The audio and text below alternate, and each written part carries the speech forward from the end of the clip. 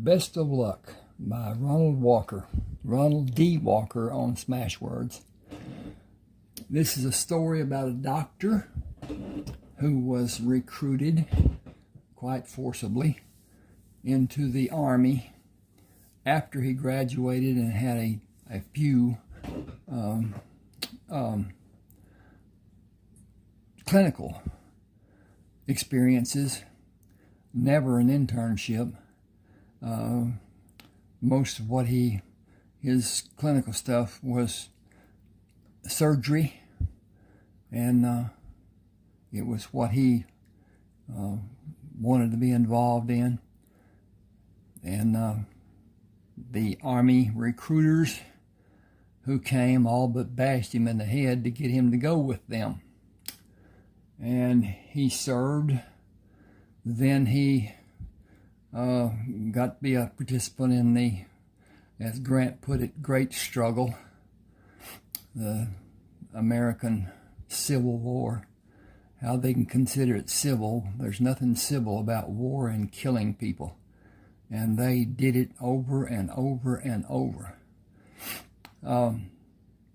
He was a gun enthusiast. He loved quality in everything. And served through the war, was attacked several times in the hospital that he ran by people who didn't want him living. He was able to keep many people alive, and so the doctors were targeted, and his was the closest field hospital to every battle. He was the one that received the largest amount and did the most to help the wounded soldiers, and trained his men.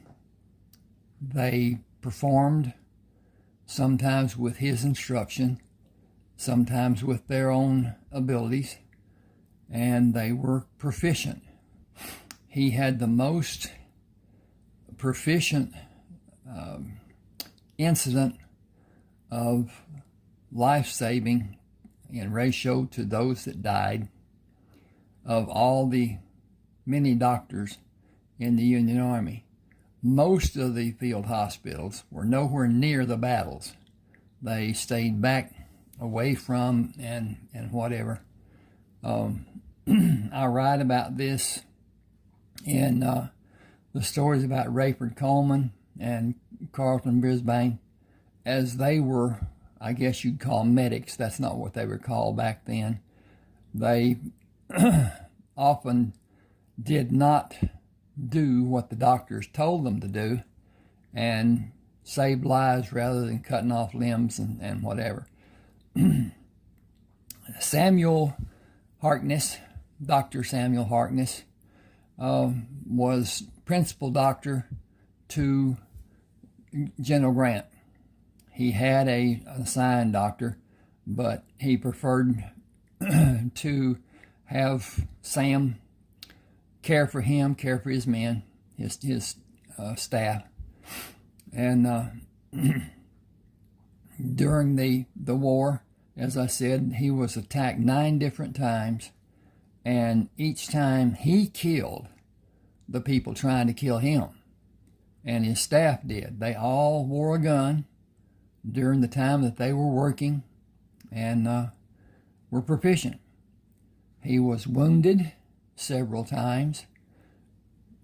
Many times the suffering that he did, he continued working instead of taking time off and having surgeries done and whatever.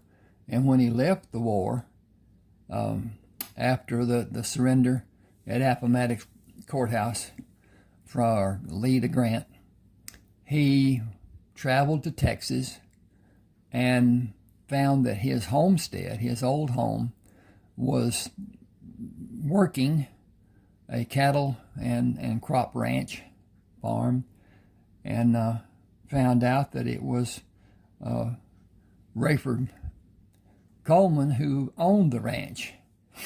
according to the rules of the military, a person who had experience his land was exempt from being owned by anybody else. It was federally protected. And he stopped outside of the fence looking at his old homestead. The old house was still there. It was somewhat run down. Never had been lived in a while. And the ranch hands came to him. He held his rifle over his head as a signal that he was not bearing arms. And they came to him and they talked, and he found out what was going on with his old homestead. And he went to see Rayford and asked that Rayford take the bullets out that were still in his body. And that was done. He did not trust the other doctors. He had one that was near his spine, and Rayford was able to remove it without incidents and whatever. This goes on in what he did to procure what was buried there on his land. And some of it was gold that he and his two uncles and some other men went to Mexico on a place that their family owned and mined gold, and took it back to Texas, buried it, covered it with beeswax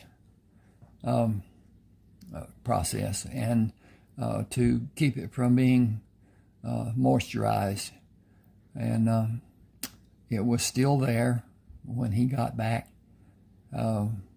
He had awards from both Grant, President Lincoln, and Congress for his service and his dedication and his traumas, his wounds, and they were extensive. He more or less partnered with Rayford in operations because of the number of cattle, horses, pigs, mules, and money that he was awarded for his service. And he organized a group of men who did bounty work, went out and found the criminals that were wanted dead or alive, and usually the criminals would not give up. They would fight to the end. So they organized a plan, and they did what they could to stay safe and capture whatever. The criminals, take them to a local sheriff, have the identifications done on them, and reap the rewards. He met an Indian who was capable above what the other men with Sam were, and his owner died, having one son that was an alcoholic. He was to be taken care of for the rest of his life, but he was not to have any portion in ownership of the land, and it was large, mostly Indians, Iroquois, Huron, and crossings and whatever. But he had been a warrior and had been in battles, and was running the ranch to a degree. He was not designated to be the manager or whatever, but Sam asked him to stay, and then Sam went on. Please subscribe to my channel, like, comment if you like, and I have 30 eBooks on Smashwords. smashwords.com. You can go there and they'll ask you to be a member. You'll give your email address and name and email address, whichever.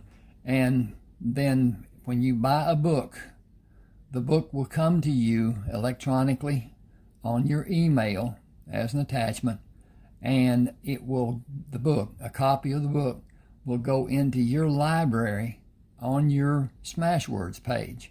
If for any reason you lose that book, lose possession of it, you can go to your Smashwords page, go onto your library, download that book or any other book that you have there for perpetuation, as far as Smashwords being an entity and you're being alive and whatever. Even your children, grandchildren, whatever, they take over that page, it's theirs. They can get the books, and I will be glad to have them.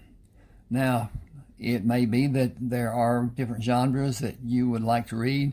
There's about 10 million eBooks on Smashwords. They are only eBooks. They aren't physical books. But we're better treated on Smashwords than the others. And Smashwords is the second largest book distributor in the United States. At any rate, thank you for being with me. This is a good story, as I consider all mine to be, but that's to my liking. Thank you.